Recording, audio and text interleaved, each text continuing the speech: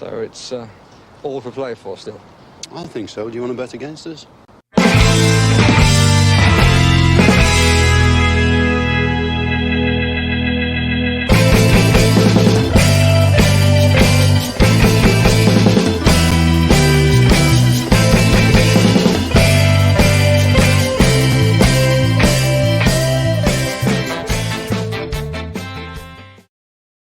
Hi, villains, and welcome to For the Love of Paul McGrath podcast. And we're back again, and we've licked our wounds after the Watford game. And it's a good, nice, sparkly, sunny disposition again. Well, for me anyway, about Aston Villa coming into the week ahead. And we're going to chat to you today about Newcastle on the horizon. First home game of the season, Paddy. I think we would love to be there, but we can't. Absolutely. But if we were there, I think it would be nothing but sunshine and lollipops up until kick-off anyway, I think, from the two of us. Sunshine and Alco Pops, maybe. Alco Pops, more like it, yeah. Hopefully I'll get there the following week. I'm still on the fence about the whole COVID situation, but I'm leaning towards taking the risk and traveling on Saturday week. So I'm actually camping this weekend, so I'll be watching the match from my tent, hopefully without the rain beating down above. But I'm looking forward to it. I'm back into the optimistic side after a rough few days, we'll call it. Yeah, and look, there's no point, or there's nothing wrong with being non-optimistic for a while and kind of licking our wounds. You know, it's called the grief curve. You gotta go through the depression side of it. You gotta go through the denial side of it. I usually go straight from denial to acceptance. I don't usually go through the depressive side of it, but I stay in denial for an awful lot longer than a lot of people. I think a lot of times that didn't happen. That game couldn't have happened. It's Aston Villa. We never play bad, isn't that? Then all of a sudden it's like, oh yes, we have another game. But like you're going to be in a tent this weekend, Paddy. I'm going to be in a stadium of 40,000 people. I'm just not going to be in Villa Park. For any of our Irish listeners, Limerick are playing, and some of you guys may have seen me tweet about this on Twitter. The final, the All-Ireland final, All-Ireland Hurling Championship final is on this Sunday. My beloved Limerick are in the final against I'm going to say arch rivals Cork. But it's not really a rivalry. I suppose it depends on who you talk to, but it's sure to be a deadly game. And so Villa on Saturday, and then Limerick on Sunday, and then copious amounts of painkilling tablets to cure the hangover on Monday, win, lose or draw. That's going to be my weekend, and it's going to be my first time really actually going out, I suppose, since COVID-19 hit about a year ago. So I am absolutely looking forward to it. So that's a little delve and a little trip into my life over this weekend, and that's why I'm so happy. That's why I'm so happy, because there's a lot of good things going on this weekend. Going to watch Villa win 5-0 against Newcastle. I'm going to watch Limerick win the All-Ireland Hurling Championship. What more can a man ask for? Really, what more can a man ask for? You're not asking for much, are you? No, I'll take a 1-0. I know. I'll take a 1-0 win for Villa. Please give us a 5-0. That'd be nice. Well, we'll just start Conor Hourhan, and we'll get on to what our team selection will be. Usually when we start Conor Hourhan against Newcastle, we usually win. So he's like our lucky charm against them. But I doubt we're going to see him start in midfield this weekend. But I suppose firstly, Paddy, before we get into the Newcastle stuff, let's have a quick little chat about a couple of things that have been going on. Great White Hope, as a lot of fans seem to have thought he was. James Ward-Prowse has signed a new deal at Southampton. What's your views on that, Paddy? Do you think he was ever likely to come to Aston Villa? I think it was a possibility at one stage. I must admit, I'm kind of happy he isn't. It seemed like an awful lot of money for someone who I consider to be unproven as yet for me. So I'm kind of happy enough that that's not going to happen. We've bigger fish to fry in different positions to what James Ward-Prowse is going to offer, I believe.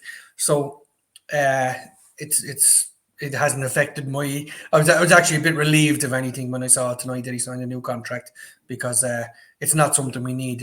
We all know where we need to sign a new player, and I don't think he was there to do that job. So I'm okay with that one. I can understand why people would want to sign him. He's a good passer of the ball. He's a great continuity player. He's going to get around the field. Don't think anybody had as many yards ran around the field as he did last year.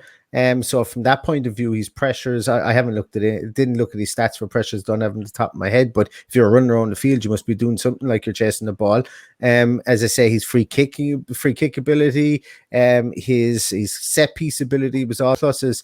But like you, Paddy, I don't think that he's the player that he's a player that, look, would I have said no to him if he wasn't the only one to come in? No, I would have liked to seen him in the team if that was the case. But if he's our only signing, I think we need to sign somebody that's a small bit more agricultural and a bit more robust. I don't think we need an absolute superstar passer in midfield. I think we need more of a continuity player in midfield. And, I think Douglas Luiz can be that continuity player to a certain level, but I just don't think that he's a kind of a destroyer or an enforcer in midfield. So I'm still really much on the side of wanting a destroyer in midfield, wanting somebody to allow us to get our attacks going. And look, if we can get a destroyer that keeps the ball and passes the ball. I mentioned I just happened to throw out a speculative tweet because I read a column today, an article today that said that Weston McKennie was no longer surplus to reply to requirements in Juventus already after only being there 1 year. He was obviously signed by the manager last year, and now Allegri is back in there. He signed Locatelli. It looks like he's going to sign Miriam Pjanic as well from Barcelona. And it looks like Weston McKennie could be the odd man out. I think he'd be a very, very good signing. I think he's made for the Premier League. He tackles like all hell. He gets around the field. He gets in pressures. He's just a tackling machine. And the boy can pass too as well. So he's also got a bit of grunt and height in him. I think he's about 6'1", 6'2". So he would tick all the boxes. And yes, he wouldn't have the flashy range of passing that James Ward-Prowse does, but he's a top 25% passer in all of Europe's top 5 leagues, and I need somebody to do the short intermediate distance passing. We don't need anyone to rake balls forward. We already have Tyrone Mings for that, and plus, I don't think that Dean Smith wants somebody to be able to play accurate long balls anyway. So, listen, I suppose I've tangentially gone on to that, just something that I mentioned today, but I'm just not sure that James Ward-Prowse would have been all singing, all dancing for us at Aston Villa. Yes, we would have been a great piece to have in the team, but he's not the keystone that's going to lock this midfield together, I don't think. Totally agree. I don't know a whole point about Weston McKennie, so I'm not going to go in on that one. Seems like the type of player that we Juventus, he may go somewhere on the cheap just to get him off the books. So it's one to be looking at. I don't know if we've even looked at from the club point of view, if it's something we looked at, but we'll find out in the coming days, I'm sure. Yeah, the only reason I mentioned him was that we were linked with him in 2020. We were linked with him at the start of last season when he was with Schalke, and he went from Schalke to Juventus for 20 million. Looks like Juventus are looking for somewhere between 25-30 million for him, and I think that would probably be better money spent. Half that, that's half of James Ward-Prowse. I think you get more than half the ability of James Ward-Prowse for Weston McKennie, and we probably get more of what I think. And I'm not saying I'm right. Everybody's opinion is valid and everybody can think what they think. I'm not saying that anybody else's opinion is wrong. I just personally think that we need somebody more like that than we do a continuity player like James Ward-Prowse, who does admittedly get around the field and is versatile in playing different positions. I don't think we need versatility. I think we need a specialist midfield destroyer who can pass the ball around a bit. But look, as I say, that's just my opinion. I'm sure everybody else has a different one as well on that. And we may see no one come through the doors. And if we do, well, yeah, we'll just have to make do with our lot. That's the way it goes. And then it's up to Dean Smith to earn his coaching badges then at that stage. But I don't want to get dragged down and talk too much about transfers and transfer business and stuff like that, because it may never come. But what we do know has come is that with regards to transfers is that we've had people leave on loan, Paddy, and it's time for another one of Paddy's loan watch roundups again. Anyone play there in the midweek fixtures for Aston Villa or for Aston Villa players play for their teams? We had a couple, yeah. Kane Kessler obviously missed out because of his red card last week. Mm-hmm. So he was suspended for Swindon's 0-0 draw with Tranmere. And by all accounts on social media, they missed him. So he's obviously tearing up trees there, and the fans seem to really like him. Louis Barry only came on in the 88th minute as a substitute for Ipswich, who subsequently lost 2-1 to Cheltenham. Probably a bit late to bring him on to try and change the game, in fairness. And someone who is doing pretty well, again scoring another goal this week, is second in the week, is Indiana Vasilev, who scored the first goal for Inter Miami in a 3-2 win against Chicago. They've really turned it. Well, I'm not going to say they've really turned their fortunes around. They've gotten a draw and they've gotten a win in recent times, but they couldn't buy points under Phil Neville. Is he still there? Did he leave? I'm not 100% sure. I think he's still there. Yeah. I think he's still there. He came up with a ridiculous press conference whereby he used every single cliche under the sun. In a press conference to deflect from the fact that they were shipping goals and shipping points like it was no one's business. But he's righted the ship, it seems, and Indiana Vasilev has come in and, he's standing up players there like Gonzalo Higuain that's playing alongside him, and he seems to be somebody who's coming in there and doing the business for them. So fair play to Vasilev. Higuain got taken off, not him, so he must be doing something right. Absolutely. Well, he's not smoking 40 cigarettes a day like Higuain does. I think that's what the story is there. But yeah. There's other big news out of America. There is. Apparently our owners have copyrighted the name Las Vegas Villains, much to the annoyance of some people because they've spelled villains with an AINS. So I know why they did that. Of course, yeah, sure. We all know, but the purists are not happy and sure they have to have something to moan about. But I think we're the purists that moan about things, Paddy. Maybe. we moan about refs. We moan about pundits. Like that's pretty purist stuff there. Like they're high topics of moanability. Right. Is there any needs to be moaning about a hypothetical team that might never happen? But anyway, they've copyrighted the name or applied to copyright the name, I should say, of Las Vegas Villains, and who knows? That could be our holiday destination every summer, Neil, when there's no games going on. Yeah, sure. I don't know what would take anybody to Las Vegas. I don't know why they would go there. There doesn't seem to be anything there anyway. It seems to be a bit of a shithole. But I jest on that. But I think the reason that they spelt it Villains, yes, they want to probably create, if they're going to stick around Aston Villa, which it very much looks like they are, that they want to maybe create more like a franchise version of that, Villa, Villains, or whatever. And that to me sounds a small bit cool. The reason they would have spelt it Villains is, yes, the US market that aren't Aston Villa fans won't cop the difference, but also Las Vegas is Sin City. It's the, it's the town where people go to have debauchery of, bad boy image of that town. So it's why they would have called them the Villains there as well, so it makes sense. And I think it's probably good marketing on their behalf. And look, I'm all for it. If we get a team out there, and it builds the profile of Aston Villa Football Club and it brings in more revenue when we can push money through shell companies in the United States, like the owners of Man City are doing, well then, hey, I'm all for it. Let's navigate our way around financial fair play. And let's do it like all the rest of them are doing it, because no one's going to feel sorry for us if we don't start doing it, because look, it's just the way football has gone, and that's the way the world has gone. And, let's see what happens from it. It's an interesting story, and we'll definitely keep up the developments on that one for sure.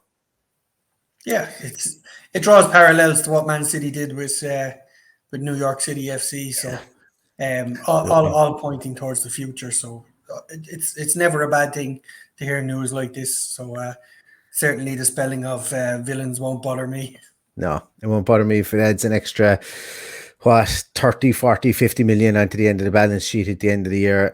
Just like I think as well, we signed a sponsorship deal with Monster Energy, and I think, look, they are what they are. Some people don't like them. I don't know what the company has done for people not to like them, but some people don't like Monster Energy. It's a pretty harmless from what I can see. Somebody might be able to sort me out and tell me I'm wrong on that one. Look, once again, it adds a couple of zeros onto the end of the balance sheet. Exactly. And that's I think that signing these partnerships, they mean nothing really at the end of the day. It's just a case of Monster Energy will probably be branded somewhere in the concourse, and they pay us money to do that. And for me, I think it's smart business sense if it can. Like everything else, it's moderation. The same with alcohol. If you're going to have a sponsor which is high in caffeine and energy, so you just need to be careful with your intake, and that's the only wrong thing I can see with it. So look, more money in the bank, all good with me. Paddy, if we had a coffee sponsor, would anyone be giving out about caffeine intake? You know, there's some people out there who drink 8, 9, 10 cups of coffee a day, and then they give out about Monster Energy. Like, come off it. I'm just like, for me, yes, obviously caffeine has its dangers, but there's a ton of hypocrisy out there with regards to that. And I'm open to correction. I'm always open to listen to somebody's opinion. Anyway, let's get off that topic there, because I'm sure that I've said something wrong in that statement, because I've got zero background. That's just 100% opinion, zero background in anything like that. Let's talk about this game, Paddy. Newcastle United, old Cabbage Man is on his way back to Villa Park at the weekend. Steve Bruce, probably lucky to still be in a job after a lot of last season. I know Newcastle fans still don't want him around. They don't want their owner. They don't want their manager. You know, they're never happy, are they? Well, I can understand why they're not happy with their owner. I do have a lot of sympathy for them over their owner, because they did have some good owners through the years that spent money and really kind of give a bit of razzmatazz to that area of the country. But like, in fairness, Mike Ashley's kind of taking the biscuit now at this stage. And like, he's only just making enemies more so than making friends up there, but he doesn't care. He's protecting his investment. And at the end of the day, he's always said, but he said he was a Newcastle fan, but he's now running it like a business, and he's not going to go until he gets what he thinks is his fair share for the company. But whether he sells the company or not between now and Saturday isn't going to make a blind bit of difference to how much of a spanking we're going to give him. He's about as much of a Newcastle fan as I am, in fairness. So you can't kid a kidder. No. He's a West Ham fan, and that's the end of it. I think so, yeah. And that's why he brought in Glenn Roeder at that time and gave him something like a 45-year contract or whatever it was. But I say that we're going to spank Newcastle. I do kind of jest as well, because we can't be sure what way this Aston Villa team is going to go out or what way they're going to perform. We're in a relative area of transition at the moment. We can only really go on what we've seen in one game. We've got a one-game sample set of the new Aston Villa at the moment, and sometimes it was awful. And I think as the game went on, we kind of grew into ourselves a small bit. But where do you feel, Paddy, that Dean Smith might look to change it up, bar the obvious, I suppose? Where do you think Dean Smith will look to change it up at the weekend? I don't think we're in a relative transition. We are in a transition. Yeah, we've got to reinvent ourselves over the next few weeks and get a new plan of how we're going to go and destroy teams like Newcastle. And these are the games we have to be winning. We should have won at the weekend. I think that was an important one to get off to a start, and we just didn't turn up. So there's going to be a lot of pressure on this week. There's going to be pressure on the players. There's going to be pressure on the managers. The fans are going to be in full voice at Villa Park. It's the first time Villa Park has been full in nearly 17 months, I believe, because we didn't have a home match up between, I think it was Spurs we played in that famous game where the ball went under Bjorn Engel's foot. Was the last game we were full at Villa Park. So a lot of water under the bridge since then, a lot of fine performances last year. And, I just hope the fans take it upon themselves to just really get behind the team this weekend, because they're going to need it. I think they will. I think it was quite negative, and rightly so negative at the weekend. The team never got going. The fans never got going. It's just one of those things. We're in transition. We need to support the boys. We need to start singing from word go. We need to get behind them. It's going to be a strange. We're looking at Matt Targett there, who's been one of our best players for 16 months, with no fans in the stadium, and the likelihood is that he could miss out at the weekend. We don't know what his fitness is like. He was obviously hauled off at half time. We know that. Well, do we know that we've lost Bertrand Traore? I don't think we'll find out. Yeah, we do. It's more or less confirmed, I think, at this stage. Although I did see him in that picture with Douglas Luiz and Emi Martinez that were holding up flags, but there hasn't really been anything official being mentioned on it. But I think it's safe to say that we're not going to see him. Yeah. Has there even been official word that we played Liverpool at the weekend? Not official word, but I think enough people have mentioned it now at this stage that are close to the club for it to be taken as gospel, I think. Yeah. I think that's a game. I think he would have made a huge difference. So that's something else that we've got to think about. I would imagine Douglas Luiz is going to come in and replace Marvellous Nakamba. Nothing to base that on other than poor performance at the weekend. Something that we never even considered. I saw a stat in a newspaper today. Imagine there was a newspaper on my desk in the office today. I don't know who still buys Paddy's them, but it working was in there. back in 1976. That's where Paddy's after getting a job. Yeah. 1976. And there was a load of stats on the newspaper. And one of our players gave the ball away the most of any player in the Premier League last weekend. And it wasn't Marvellous Emi Nakamba. Buendia. No. Emi Buendia. No. Well, Matty Cash. I'm looking at stats. All right, maybe so, yeah. Matty Cash gave the ball away 29 times in a game. And it went relatively unnoticed that was the case. So, look, there's a whole lot of things to consider in what happened last weekend. But we will see changes. We probably will see Bailey start if he's fit enough and ready for the task. And then we have to discuss who plays through the middle, or if they play Buendia off the right, or where does Danny Ings come back, or where does Watkins fit in if Danny Ings stays on the pitch, which he probably will. So I'll leave that one with you, Neil, and we'll discuss it further then. So I think the fact that Bertrand Traore is out means that Emi Buendia goes to the right-hand side. I think Leon Bailey starts. I think Ashley Young plays behind Leon Bailey. I think we see a team akin to what finished the Watford game, except for I think we see Ings play off Watkins but Ings not in a 4-4-2. I just don't think we're playing 4-4-2, guys. I just don't. I think we will play two. I think we play Ings and Watkins together. I just don't think we're playing a 4-4-2. I think we play Ings withdrawn off the striker in that number 10 role, and that's and I think I'll try and show why in a moment, because I don't think that 4-2-3-1 within the Premier League, even Newcastle didn't play. Like Newcastle set up in a 4-4-2 or like. There was pundits trying to figure out what way they were going to set up, and we look at how they actually did set up the last day, and it wasn't two strikers up top. Yeah. Sam Maxim didn't play up front, so it's something we'll take a look at in a moment. And I think Aston Villa will look at that and try to drag some defenders forward, try and leave a staggered centre half partnership.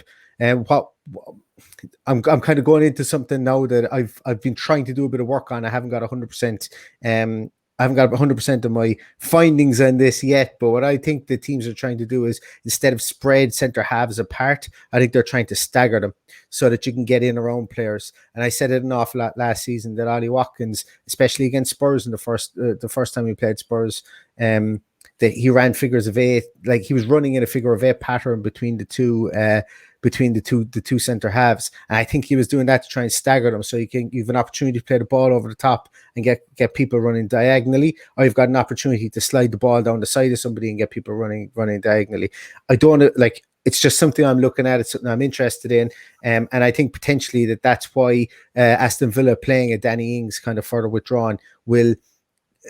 Almost it'll either force them to bring a defensive midfielder into out of midfield, which will allow us to push one of our 2-6s up to an 8, which suits us a small bit more. But I think that playing Danny Ings in there gets people thinking a small bit more. So to answer your question, whatever happened there. To answer your question, I think that I think we'll see a lot more attacking lineup at the start. And I think Ollie Watkins will play directly up top, with Danny Ings maybe withdrawn off from a small bit, Leon Bailey to the left, Buendia to the right. And I think that there's fireworks in that front four. I think what we see then in midfield would be Douglas Luiz and McGinn. And I think that we see the two of them small bit more withdrawn, holding a bit more central. And I think we see Ashley Young, Matty Cash, and our two centre halves. And I think that's what our setup is going to be at the weekend. Yeah. It's going to be a fairly congested midfield. Oh yeah. And that's going to probably dictate what happens between Douglas Luiz and John McGinn. I would imagine that congestion will lead to them being fairly close together. I would have liked to see a more open Newcastle team, but I don't think we're going to. I think it'll be priority not to lose again from Steve Bruce, as we all know well. That's the way he sets up. probably unlucky to have lost at the weekend. Bit of a dodgy penalty, I thought, for West Ham, which was unfortunate for them. But we've got to move on now, and it's up to us now to undo them. And if they ship 4 goals against us, we won't let in 3 like West Ham did. I just can't see that happening. So we're going to be a lot tighter compared to what we did last week. I'm sure Dean Smith won't want us to go out and concede an early goal and be on the back foot already. Let's take a look at how Let's take a look back, I suppose, at how Newcastle played against West Ham and how they actually set up. Because I alluded to it there a moment ago, and guess what? We've got some slides. Yeah, I know we're getting really carried away with ourselves these days. So I'm just going to pop this up on the screen here. So, whoops, that's not the one I want to show first. So this is the one first here, guys. So this is the Newcastle position map from Who Scored again. And this is the way they set up. So they've obviously got 3 at the back here with Fernandez playing centrally, Emil Kraft to the right, and Kieran Clark to the left-hand side. Jacob Murphy then playing just a small little bit further off of Kraft. Matt Ritchie obviously allowed to go a small bit further forward, considering he is more of an attacking player and a left winger. He's one of these guys I have a irrational fear of. You guys might remember last year I have an irrational fear of Matt Ritchie. I don't know why, but he always just sticks out in my mind as somebody who'll do something that would really piss me off in a game, and meaning he will score or have a wonder assist. And then look at their midfield. It really congests up their midfield here, and their midfield is a tight diamond. And the tip of that diamond there is Alan Saint-Maxim. So everybody's been talking an awful lot about Saint-Maxim. He sits in there at the tip of the diamond. Almiron plays further to the left. Isaac Hayden and Shelby then patrolling around behind the two of them. And up top they have Callum Wilson. So we can see here that, look, they make it very difficult to try and play through them. Now, saying that the way that they've set up here, it's actually, if you've got the right players and you've got players picking up the right positions and falling into holes and into the pocket here, you can play through them, but you're going to need a good passer. And this I'm going to contradict myself here now slightly, because I said that I don't think James Ward-Prowse is our savior. But if you had a James Ward-Prowse, now, as I said, I never said I didn't want to sign him. I just don't think he's a silver bullet. But if you had a James Ward-Prowse in this situation, you might be able to trade balls through. But what we do have here is, and this is why I think this is the way that, should I say this, the West Ham set up against this team is they set up like this. And by the powers of magic, I can bring in the West Ham team here. So we can see here, I'm trying to make a little overlay of the way the two teams played. So we're going to look here at the West Ham team. Their back four sets up unbelievably like Aston Villa's do. High fullbacks, 2 centre halves close in the middle, back your centre backs to be able to cover the ground. That's the way they set up. Their centre midfielders nearly sit on top of each other. And I think this is the way that McGinn and Louise will play. And I prefer McGinn and Louise to be playing this position here, just hogging the centre circle, making sure that they're more defensive than anything else. Then they've got their 2 wide guys here in Fornals and Bowen, both pacey. We're going to have Buendia and Leon Bailey here. And then look at this. This is the piece that really kind of intrigues me here. You've got Ben Rama and you've got Antonio. You've got Mikel Antonio. And they're playing more or less off of each other, literally on each other's shoulders, or they're picking up the same spaces. They're taking turns to drop into that space right in front of Fernandez. And this is music to my ears, because if we look here to see where the positions that Newcastle have here in the red dots, we can see that basically what the team did, they stood down on top of John Joe Shelby, stopped him from moving the ball with their two central midfielders, and then they plugged as many people as they could in centrally in front of Fernandez to negate the 2 wide centre halves here. And they got joy from it, because they ended up scoring like 4 goals, as I say. And I know that one of them was a dubious penalty, but the movement of Mikel Antonio and the movement of Ben Rama, that's akin to the movement of Watkins and the effort of Watkins and Ings up there. And I think that we can play a very, very similar game plan that West Ham played. Let's just take a look. As I said, this is how Villa can set up. Once again, this is the Newcastle team, as I said, the way that they set up with their packed midfield, Callum Wilson up front and Saint-Maxim playing in bit more withdrawn role in the specific traditional 10 role.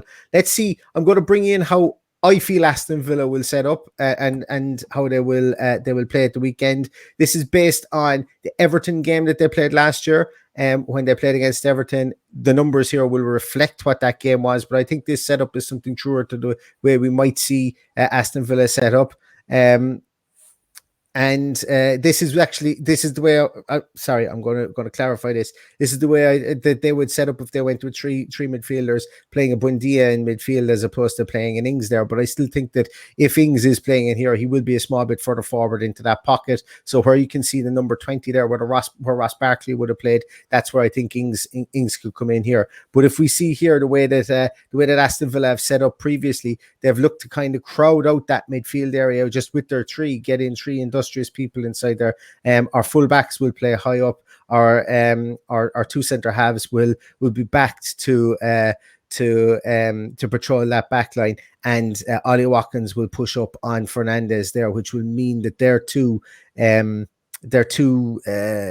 other centre halves here will be occupied with Leon Bailey and another whoever's outside there. If it is Buendia and if Ings is in here, Ings will play a small bit further forward than where we can see number 20 or where Barkley play a small bit further forward. And I don't think that's a big issue, should I say, if that is the case, because Barkley was the guy who was supposed to float around there anyway. The big deal was that McGinn and Douglas Luiz were patrolling in around that center field area, and that we were occupying their defenders as much as they were trying to pack out the midfield. Am I mad to think that? Am I mad to think that Dean Smith just reverts to type at the weekend and just says, right, we're going to play a similar formation to this, like I know works, except we're going to put Danny Ings a small bit further forward, maybe into this position up here, just in front of that little pocket, in front of the back three, and that's the only tweak I'm going to make. Yeah, am I mad to think that? That's the tweak I'd make of what you're saying there. I think it will be very like what you're showing. I think early on in the game we'll be a little bit more withdrawn and give them a little bit more respect and just make sure there's no early mistakes. But I think as the game progresses, that's what we will see, more or less. Obviously, you know, the lineup will change, of course, but we will see Ings playing a lot closer to Watkins, like Barkley did at times last year, and you know it will look like two up front at times, but we will have to see. And who knows? It could be a case that Watkins is the man who does the running in behind. It'll be totally up to Dean Smith what way he wants to do that, and that is the interesting one for me, is how we pigeonhole these two players into the formation that we want to play, and then again, what is the formation we want to play going forward. So it's an interesting one. We didn't pay that money for Danny Ings for him to sit on the bench, so you know you just can't drop Ollie Watkins because of the work rate that he puts in. So I personally think that there's a possibility Ings could be left up there and Ollie Watkins does that patrolling in behind him, or they could alternate it depending on the opposition and depending on fitness at the time, or if you just busted a goal to get in behind the defence and you're out of sync, maybe they just alternate that to just get one drop a bit more from the goal kick or the restart or whatever. Yeah.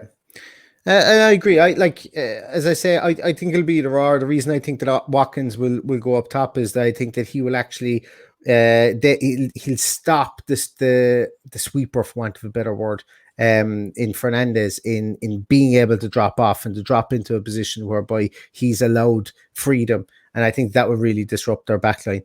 But look, that's the beauty about football. We can talk about it here. And when they start with Carney Chukwuemeka in the 10 position, Jaden Philogene Bades on the right hand side, drop Emi Buendia and start with Mings up, or start with Danny Ings up front, and Watkins comes off the bench. Won't we all look like prize plums after this podcast? When we're doing the team sheet tantrum. Depending on the fitness of Ollie Watkins as well, and bearing in mind that you know that Buendia didn't have a particularly good day to start with last weekend, so there's a whole lot to consider.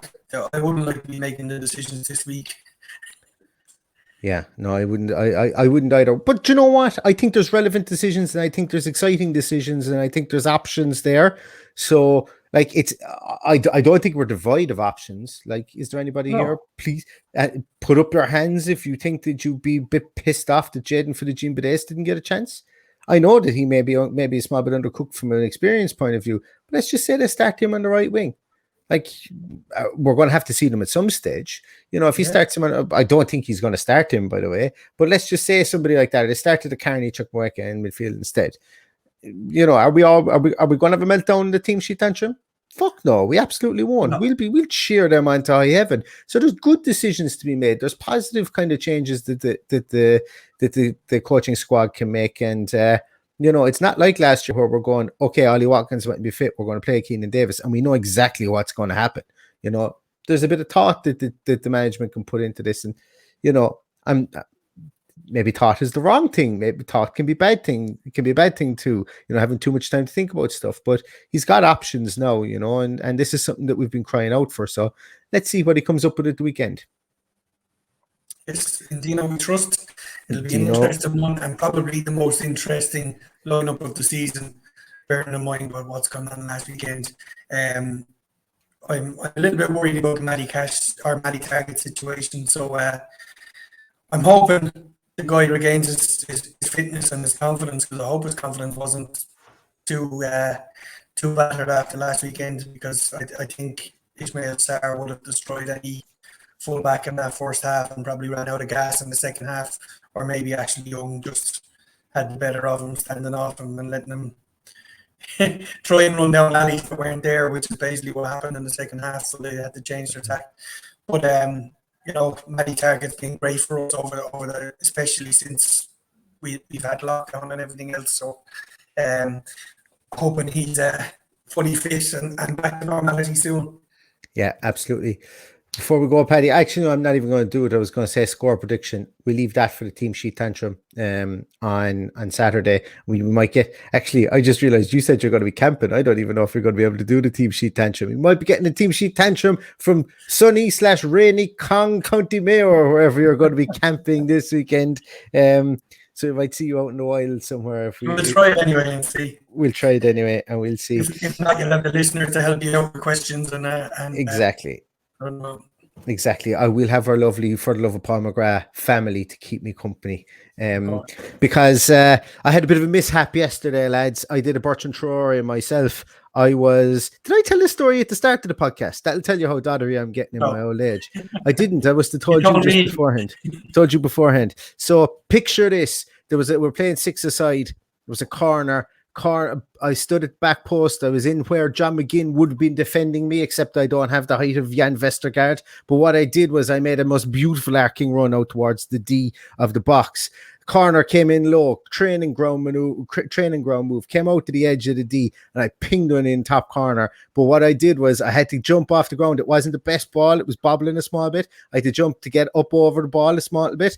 And when I landed down, I could feel that dreaded tear of a hamstring in the back of my leg. So, yeah, I did a bit of a Bertrand Traore and that. So I had to go on goals for the second half. And, you know, as everybody knows, when you've torn a hamstring, the best thing you can do is dive around in goals for ages afterwards, because it does it wonders. So I'm sitting here in a small bit of pain with a nice pack on my hamstring. So hashtag pray for Neil, hashtag, you know, get better soon to me. And I'm not a great patient, so it's been a wonder that I've been able to smile through this podcast. But it's been a good one. As I say, I love the positivity of looking forward to a match, and we do have that match at the weekend. And hopefully no one else pings a hamstring between now and Saturday, because it's the most annoying injury of all time. You think you're right, you're doing all these things during the day, and you're going, I think it's a sore at all, it's great. And then it'll get you when you least expect it. So watch out for those hamstrings. Anyway, that's my rant over. Lads, we're going to finish up there on that. Thanks a million for listening. Thanks a million for watching. Just wanted to kind of say again to everybody, like the response, I think, over the last 3, 4, 5 weeks to the podcast has been absolutely amazing. I love chatting to you guys every day. And sometimes we'll have a discussion on things, and you know, that's great stuff. That's what discourse is about, to be able to talk about stuff. I'm not going to tell anybody that his opinion is a pile of shit, because I genuinely, it's not for me to tell anybody that. it's great to chat, and thanks for interacting on Twitter and wherever else. And thanks for all the kind words that you leave underneath the podcast as well. It was a really good reaction to our Tactics Talk podcast as well that we did after the Watford game. Going to try and get that up on Monday again after this. I will be hungover on Monday, but I will still try and get it up for you guys after the Newcastle game. And that's like, I just want to say thanks a million for everything you do for the podcast. We really, really, really appreciate it. So you can get Paddy as always at Villa Paddy on Twitter. You can catch me on at Love McGrath. Please like and subscribe to the podcast. The audio stuff, we're going to be putting out a few more audio podcasts as well. So if you aren't subscribed on Apple Podcasts, Spotify, or wherever, there's some things that we'll do obviously on YouTube which are better for that medium, and there's other things that would be better just for spoken word and audio stuff as well. So judging on what you guys have said to us before, sometimes you like stuff done in audio, sometimes you like done in YouTube. So we're going to give you guys what you want. So please subscribe on the audio side of things as well as on YouTube too, and hit that little bell on YouTube so that you're notified whenever we go live. We will be live with a team sheet tantrum on Saturday, an hour and 10 minutes before every game. We will endeavor to give you a team sheet tantrum, which is a reaction to the team sheets as they come out, and we'd love to have as many of you guys there as physically possible that can absolutely join us to chat the Newcastle team sheet tantrum on Saturday. So with that, guys, it's looking upwards, I think, for Aston Villa. It should look, I'm just going to be positive and say it's looking upwards for Aston Villa. We're going to go out and we're hopefully going to do the business against Newcastle at the weekend, and all that's left to say is up the Villa. Up the Villa.